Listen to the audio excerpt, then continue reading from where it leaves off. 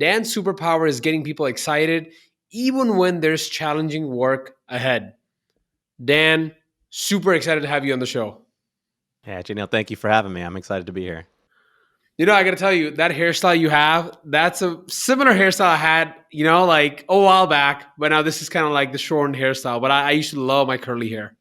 Yeah, it's a lot of work. So like every day I'm like, I think I'm gonna cut it, but I've been going for 3 years now, so we'll see.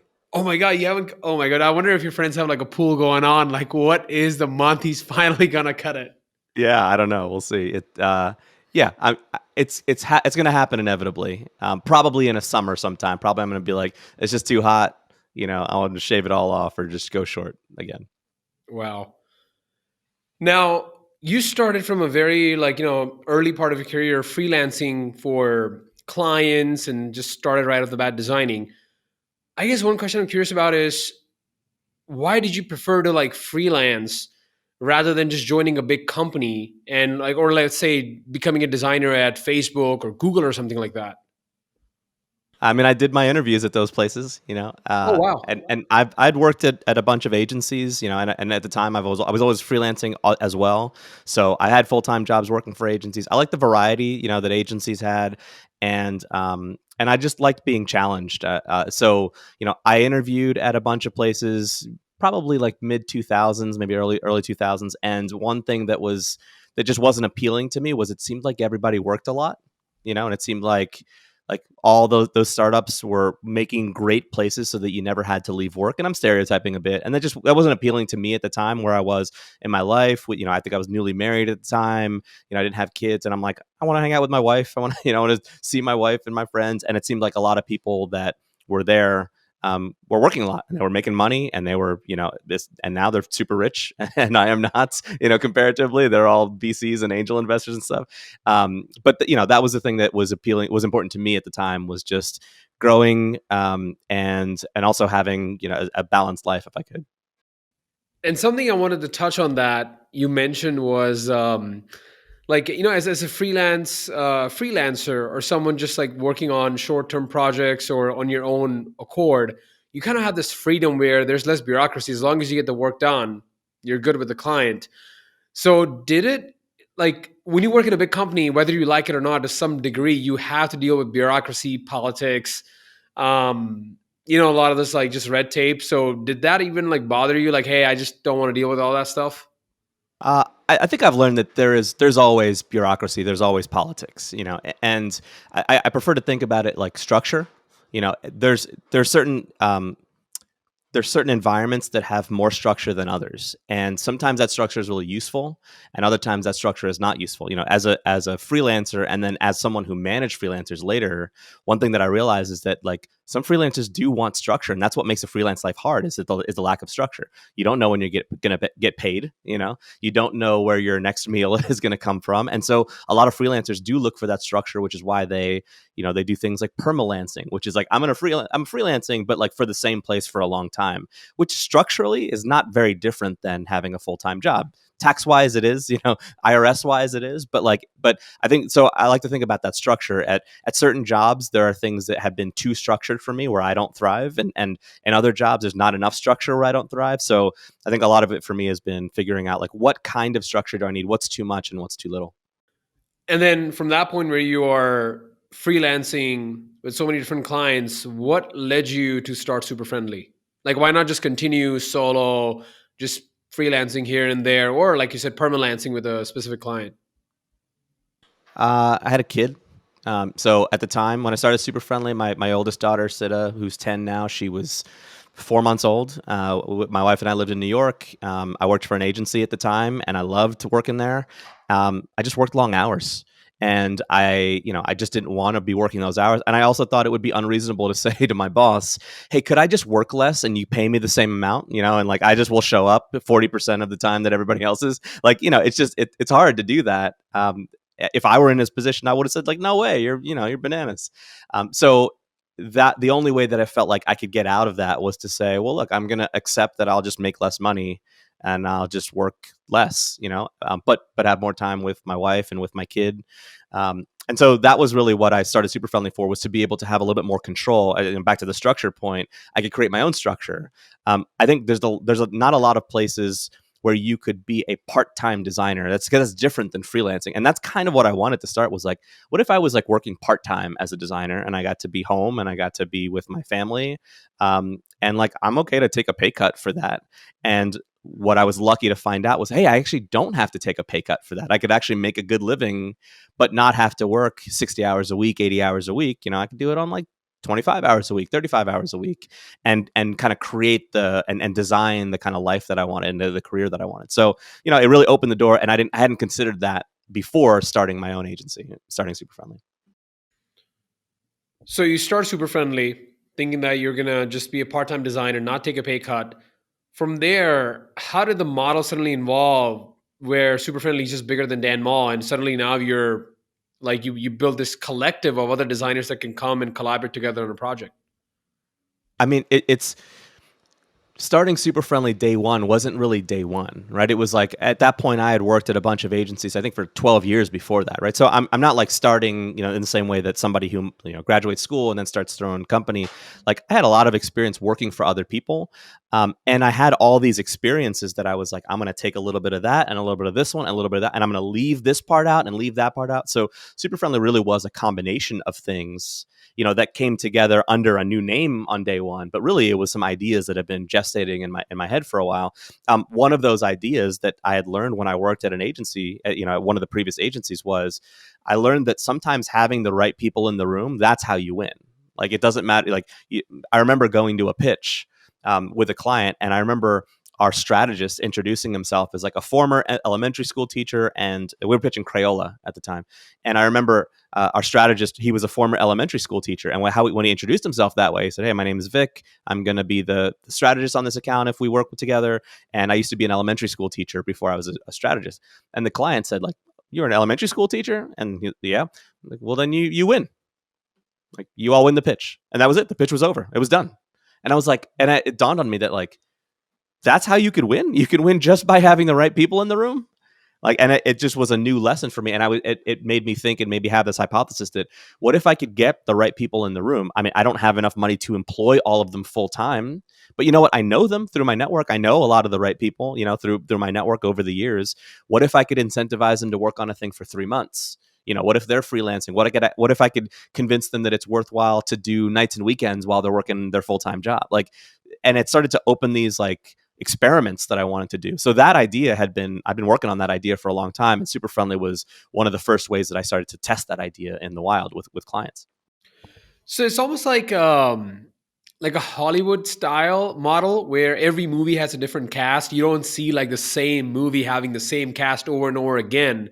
So it's like for every project you get, or you've won the bid for, you're trying to like find within your network who would be the best fit. But I'm trying to figure out like what were the challenges with that? Let's say you get a project in that you won the bid, and now you're trying to reach out within your network who would be the perfect cast for this, and there's all this back and forth figuring out the rate, what everybody wants, their availability. Doesn't that take a lot of time? And then the people that gave you the project are like, dude, when are you going to get started? Yeah, I mean, that would be a problem, but I was lucky to learn not to do it that way, because the way to run a network based business is to always be working on the network. So if you're working on the network when you get the project, that's the wrong time. You're too late. Like, you're already too late. Like, you're doing it under duress, and you're going to make really bad decisions under duress generally. So what my job generally became at Super Friendly was just always recruiting. So I'm always interviewing people, or I was always interviewing people long before we had a project, to understand, like, what is the project that if that project comes in the door that you would automatically say yes to?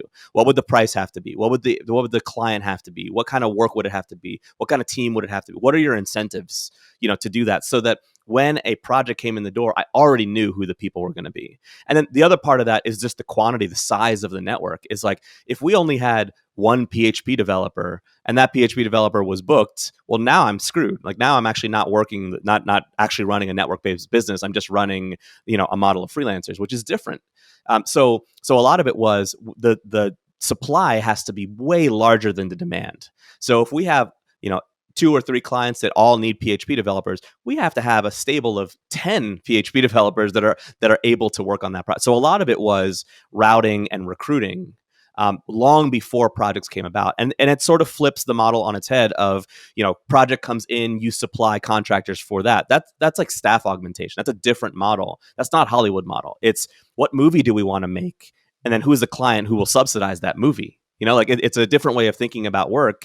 And that's how we started to do it. It's starting to subsidize, to go like, well, what would, if we pick 5 people and put them in a room, what's a great project for them to work on? And then we go and find that project. Like, so it allowed us to do a lot more outbound, allowed us to do a lot more proactive work to say, like, if we can identify some work that this team should do, let's go out and pitch it. Let's go tell people that we should do that project with them, as opposed to wait for it to come in the door and just get everything and inbound. Oh my god! And when I assume that when you get the team in the room, like these are cool people that should work together, so then you are taking all that legwork of reaching out and doing all the outbound work and getting the project right. Totally. I think that's the work that the agency should adopt. Otherwise, why, like, the freelancers can just do all the work. So what, like, why would they pay us? Like, why would we take a cut on that if Fair. we're not doing our share of the work? So one of the ways that we would think about even paying people was, what proportion of the work is this person doing? So, for example, if we were to do a $100,000 project, if we're gonna, if somebody's gonna do 10% of the work, well, they should make $10,000. They should make 10% of the bounty. And so it made us think about, well, what portion is SuperFriendly contributing to this work? Well, we will do the outbound, we'll do the production, we'll do the billing, we'll do the invoicing, we'll do the team culture. But, like, what percentage of the project net is that worth? So, it made us think that, like, SuperFriendly itself has to bring value to the table as much as each individual super friend does. Otherwise, we're just the middleman, and we're just taking money out of their pockets for nothing. Like for that, we should just take a finder's fee. And it kind of blew my mind away when you said the words that you essentially are operating a network based business where you're continuously growing your network, talking to people ahead of time. What did that look like? Like, were you going to events and conferences, random emailing people, Twitter DMs? Like, how were you growing your network and screening people if they're a good fit or not? All of those things. And this is why, like, this is not a business that everyone should run. There are people who are suited to doing these business, and there are people who, like, would be awful at running a business like that. And it's not because of the model. It's because I think that it worked for me for a time, because I like doing that stuff anyway. It's my superpower. It's like, one of my superpowers is I've always been doing that since I started in design. I would go to conferences and I would talk to people about what they're doing and what they're interested in, like, before, 10 years before SuperFriendly existed. So, like, I've always kept up with people, and been interested in what they're doing. I'm inspired by people who do good work. I regularly, still to this day, just send people random messages on Twitter or through their websites, like, hey, I came across your work today. It's awesome. I hope we get to work together someday. Like, that would be cool.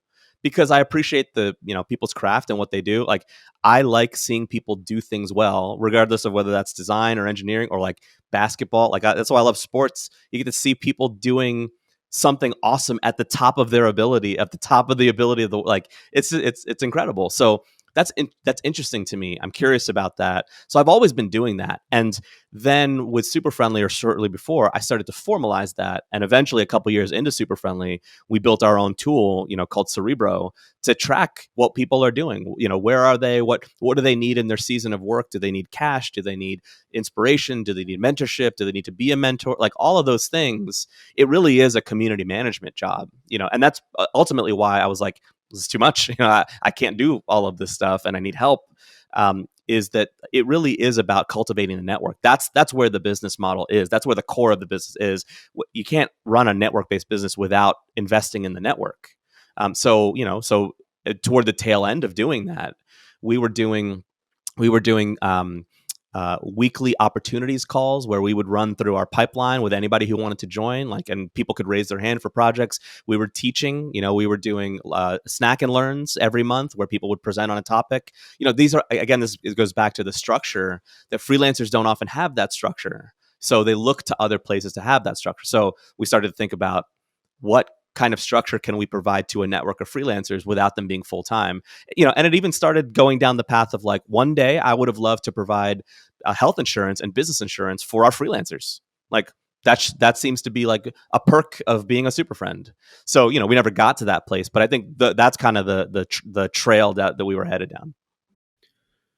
And did you ever think that, oh my God, this could be something phenomenal just to raise money and scale it? Did you ever think about those things, like hiring full time All the people to time. just take care of all that?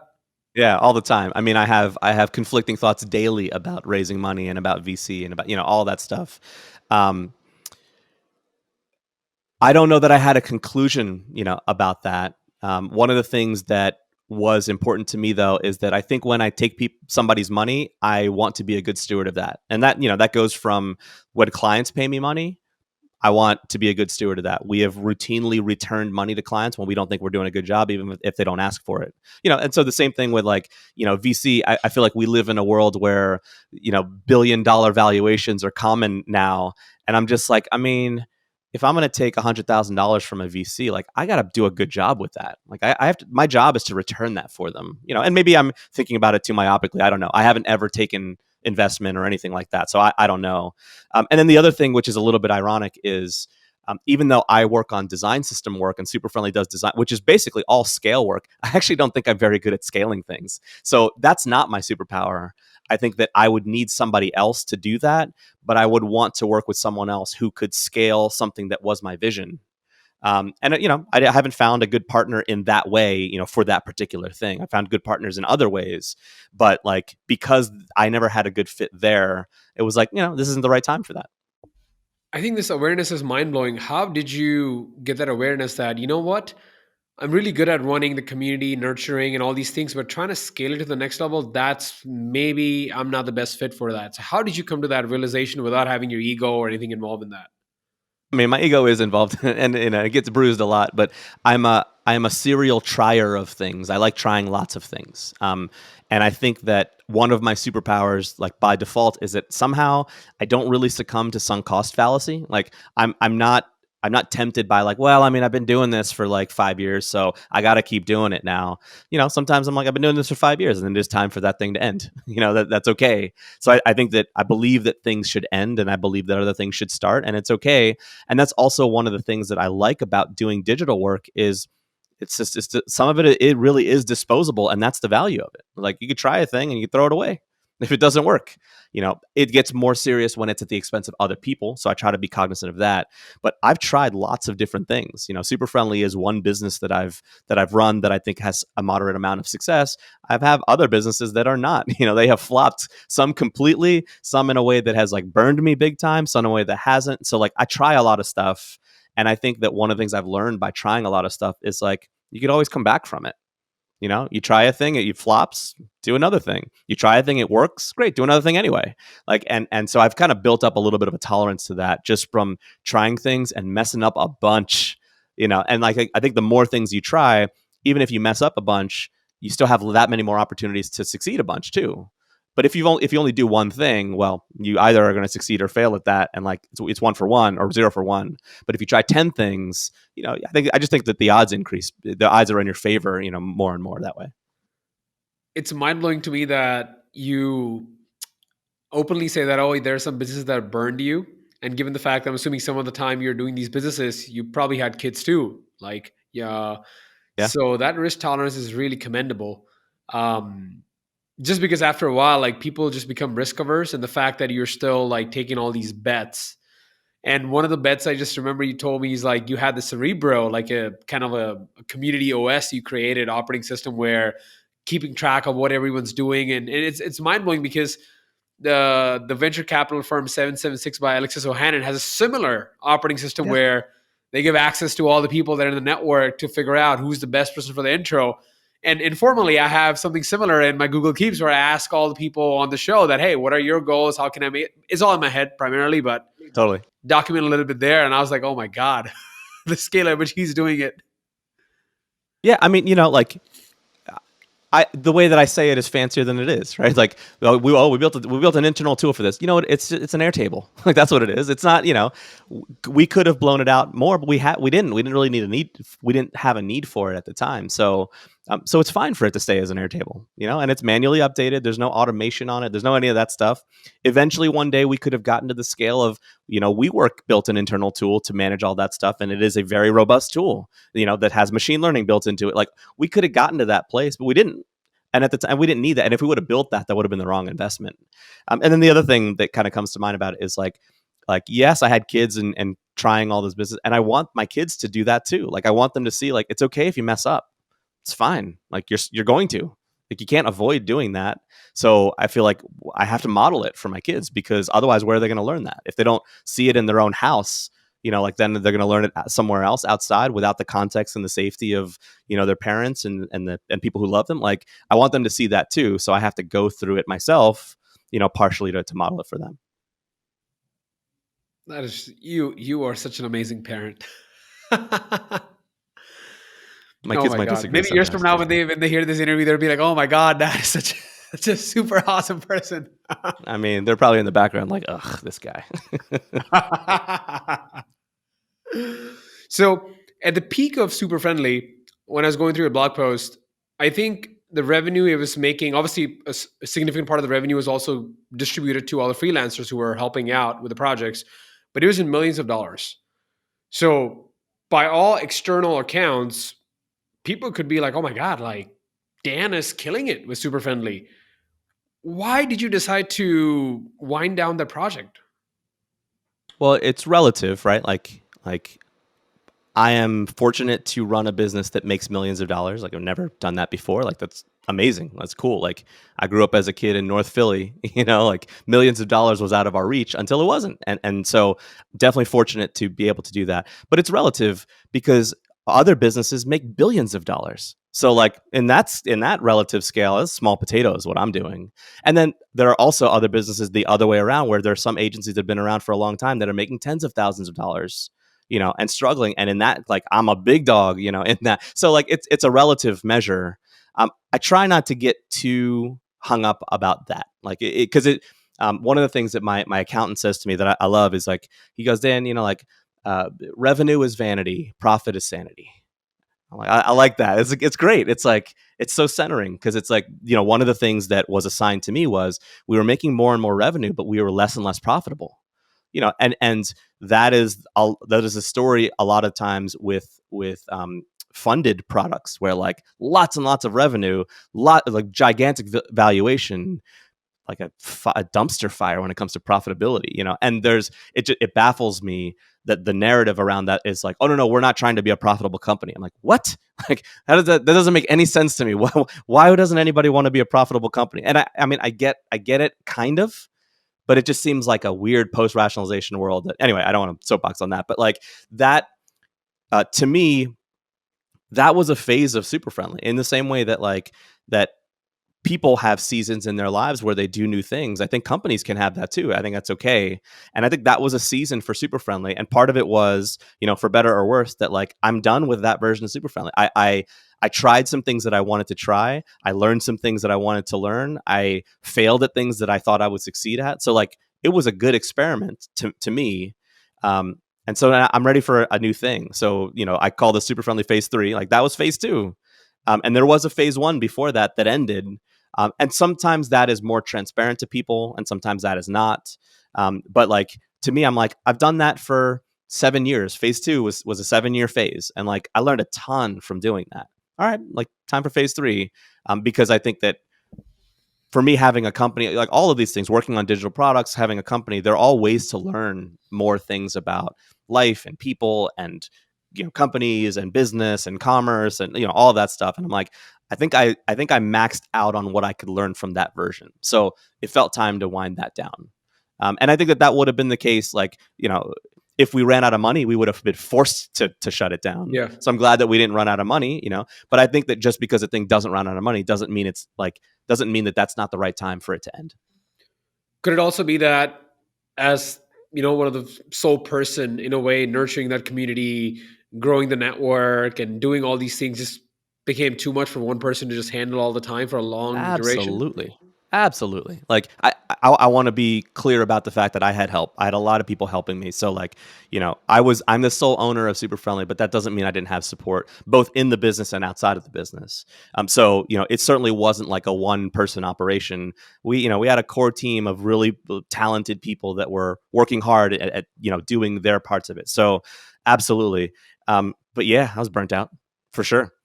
Throw on top of that a global pandemic. Like I don't even know like what portion of that was due to COVID and like not, but like you throw that on top and it was like I don't want to do anything right now. So I can't tell which part of that was being burnt out from the business, being burnt out from what was happening in the world. Like, but that was the conglomeration of things that happened that led to that decision for sure. And thank God he did not take any outside money, because if he had taken Yeah, outside money, you can't just use the burnout as an excuse. You still got to plow totally. through. Totally. I don't want that pressure. I felt like there was enough pressure already. On other things, I'm fine with that pressure. For Super Friendly, it didn't seem like the right thing to do. It still doesn't seem like the right thing to do for it. And I love your in the blog post how you mentioned that, if I may just craft a narrative, Sure. is in that second phase of Super Friendly where millions of dollars in revenue are coming in, and it's more of like in the scale phase where like obviously more projects, more bigger brand names, and then you said that in phase three you're doubling down on the impact rather than just the scale. So can you talk me through that? What does it mean for you to say that, hey, I'm going to focus more on impact rather than scale?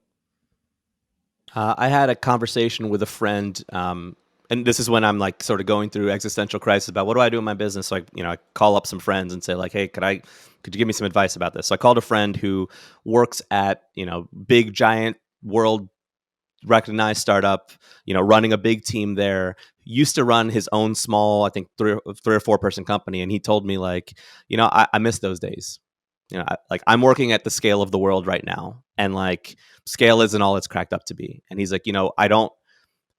When I was running the last company, he was like, people would come up to me often, like at conferences or at events, and thank me for, hey, like, thank you for making this product because it helped me do this thing in my life. And he's like, running this, being at this gigantic company right now, he's like, I haven't had that in like the 5 years that I've been here. And I'm like, yeah, I can empathize with that. Like for a long time with Super Friendly, there were things where clients, super friends would say to me or to other people on our team, like that was life changing for me. Like it was so, and I'm hesitant to even say this out loud or on a podcast or record because it feels arrogant, but like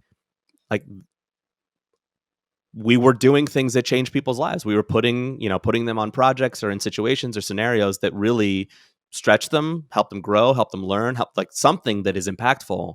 And what I found was in the last couple of years that seemed to be happening less. Like I can't prove that. I don't have like a spreadsheet that says like this is the quantity before and this is the quantity. Like I don't. So it's just a feeling, but that started to happen less and less. And I'm like, so what are we doing all this for? Because that's what I did it for initially. Well, I mean, initially I did it to be able to spend time with my family, which I was able to do and am able to do. And then on top of that, once I figured I could do that, well, what more could this company do? Well, it could help people, and it sounds like trite and cliche, but like that is what it is. And that stopped happening. And so I wanted to double down on that to go like, how could we do that again? And I'm happy with the work that we're doing right now because daily that is happening. Like, and it's not always a good thing. It's hard. It's not always an easy thing, but like daily I get comments from our clients and from our super friends and from our team about just saying like, this is really like stretching me, or this is really like changing me. And I think that is what work should do. Like, I don't, for some people, work is just a paycheck, which I think is fine. And for some people, work is an opportunity to do something else too. And I'm like, we work in front of computers on screens. Like we do things that are frivolous. Like we're not doctors. I have a lot of respect for people who are doing what I think are like actual work. I like move boxes around, on a screen. I like write code. So like I have a relative sense of the importance of that work, and it's not as important as what other people do. So if we get the privilege of having a frivolous job like that, shouldn't it be fun? Shouldn't it be growing? Shouldn't it be like, isn't it a privilege to have this job? So why is it not a privilege then to people? Like, why are they not treating it like a privilege? Why are we not, as managers and bosses and owners, why aren't we giving that privilege to the people that we employ? Like, that seems like a miss to me.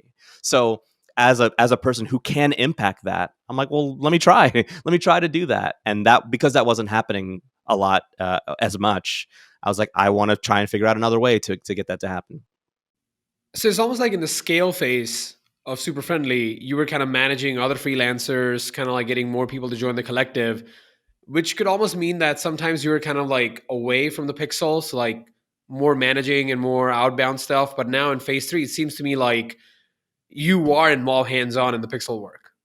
Absolutely. Well, sort of. So let me, like, I'll qualify it. Like in phase two, I was even more removed than what you're saying, which is like I wasn't managing our network of freelancers. I wasn't doing sales or outbound or anything like that. I was really trying to be a CEO.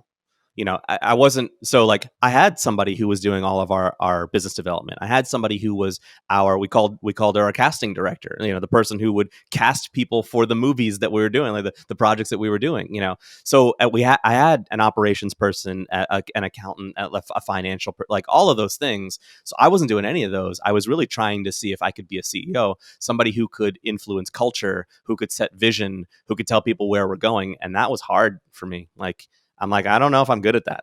I might not be. Um, there's a version where I might be, but I don't know. It's still unclear to me. I'm still close enough to that I'm like, I can't reflect on it appropriately yet. It's too close still. In phase three, I'm not necessarily designing things. I'm not designing things for clients. I'm very hands-on teaching though. So all of our new practice in phase three of Super Friendly is we coach teams on design systems.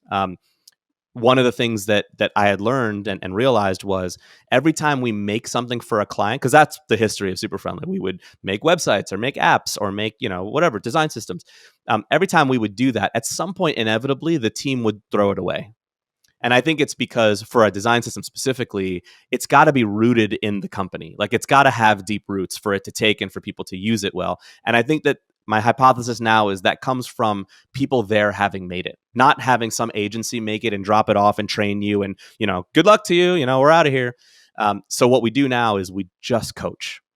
And that means we're coaching the team on how to make a thing that we know how to make, but we're trying to transfer that knowledge to them. So we coach on design, we coach on technology, we coach on design ops, we coach on production, we coach on all of those things and really getting the team to understand how to do that intrinsically so that the roots grow deep and that, it's harder to pull that out, later on and kind of developing those practices with them. So I'm very hands-on in that. Every day I am coaching. Every day I'm teaching. Every day I'm workshopping, with our clients. The way that you're speaking about the phase three, where you're choosing impact over scale, I can already sense that on your face, that excitement, that tingling, that oh my god, like I can already see it right now and hear it in your I'm voice. fulfilled for sure. Yeah. I'm fulfilled at work now in a way that I haven't been in the last 2 years. Wow. The biggest challenge that I see, and I face this myself, and when I talk to other design entrepreneurs, a lot of us are creatives that really want to just like do the work sometimes, certain aspects of it. And really, not all creatives are meant to become the CEO and founder that just scale big businesses. It's just not a good fit for creatives sometimes, or many Yeah. times. And I'm going to tackle the elephant in the room that a lot of times that decision is made, whether it's because that's what the media is portraying, like that's what's supposed to be happening. But one of the root causes is definitely money. I mean, at the end of the day, a lot of us are making money for our family, ourselves, whatever the reason might be. And the way it's glorified is that if you go the scale route, you end up making more money. You might sacrifice your personal satisfaction when you choose impact.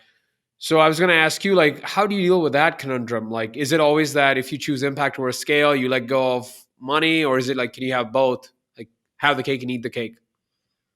I believe that you can have both. I will say I don't know that I have proof of that though. Like so, one thing that was really easy in phase two of Super Friendly is we made a ton of money. Like we did. Um, in phase three, we make less money. So I'm more worried about money now with the company than I have been in a long time. I believe that will even out. I believe that that's because it's a new thing. We're trying it out. We're figuring out the model. We're figuring out what we can charge, what our capacity, all of that stuff. So I feel like that's early. We're probably 6 months, 7 months into that. Maybe a little bit more than that, but that's still early for me versus phase two of Super Friendly was 7 years in the making. So lots of time to figure some stuff out. I believe that it's there, and especially because I think that designers are well suited to become executives if they want to, and if like I think that they have the skill set, perhaps not the personality, perhaps not the superpowers, but I think designers in general, or designers specifically, like we're trained to look at a thing and go, I wonder how this could be better. Like that's just a default, like I talked to so many designers. I had this conversation today with a designer. Like I can't go to a restaurant without critiquing the menu. I can't go to, without like naming what typeface that is. Like so many designers, you can't turn it off. And when you apply that to other things outside of graphic design, that scales well. Like designers can look at a city and go like, I think that I can figure out a way that this could be planned better. Designers could look at government and could look at big systems and say like, I think I have a version, like that this could be better for everybody. I think that's our jobs. So that is the job of a CEO as well. It's the job of an executive, is to look at something and go, I see how this culture could be better. I'm going to implement those changes. I see the path, the path to it. I have the vision for it. So I think that designers are trained in that skill, but some people just don't have the temperament for it. And even if they do, some people just don't want the responsibility, which I think is fine. Like you don't have to do it. Again, this is a privileged job. You're not forced to do, whatever you want to do. I agree that it sucks that capitalism is a necessary evil in this. That is the world that we live in, and lots of people have different opinions about it. I have my own opinions, but I think that there is a version where you can have your cake and eat it too. I also believe, another thing that is true at the same time is in the words of the immortal Notorious B.I.G., like "mo money, mo problems." So it's like I believe that is true also. So I think like figuring out how all of that works together, I think is the trick. I haven't figured it out, but I think I believe that there is a way that that's reconciled, but I don't have the words to say it yet. I remember a saying that my mom used to tell me growing up in India. She said that it's better to cry in a BMW than it's to cry on the street. I love So there's that that. immigrant mentality where like you are driven to make money because you have seen what lack of it can do to you and others around you. So there's definitely that.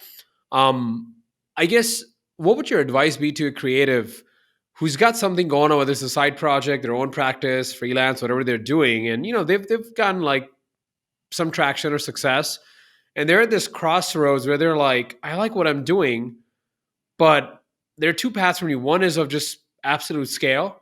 The other one's of just like focusing on impact. What would you tell them at this point? Like, what should they do, or how should they approach that? I mean, I have like an unpopular response to that, which I've talked to some people about this and they don't like the answer, but it's like, you just decide what you want. Like at some point, there are some decisions in my mind that there's not a right answer and a wrong answer to.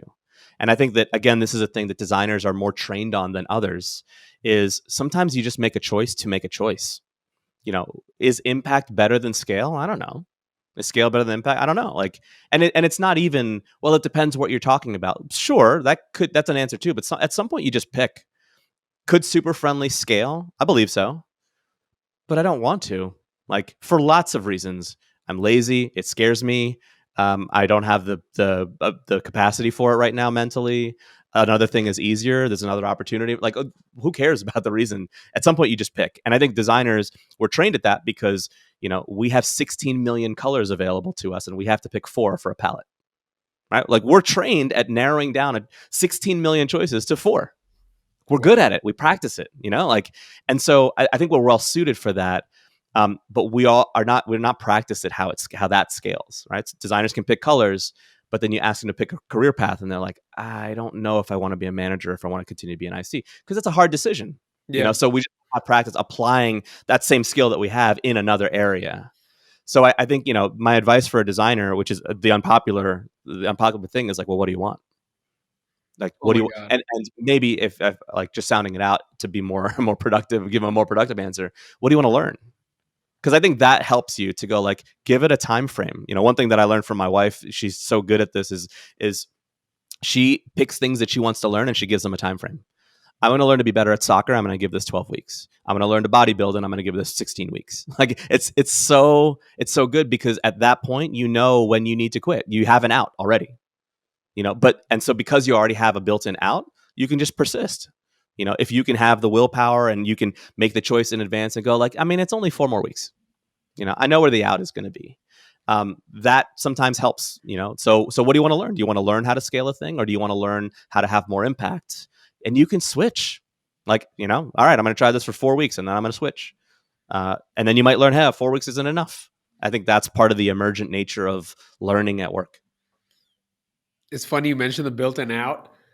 My built-in out for the podcast is 101 episodes. I've already crossed the halfway mark. I'm near to like 60 now. So yeah, almost like halfway through. But like I have ADHD, so I've always and then with Myers-Briggs, I'm in like an ENTP Okay. type A. So Yeah. I knew that for my personality, like there's just been a whole track record of long abandoned projects.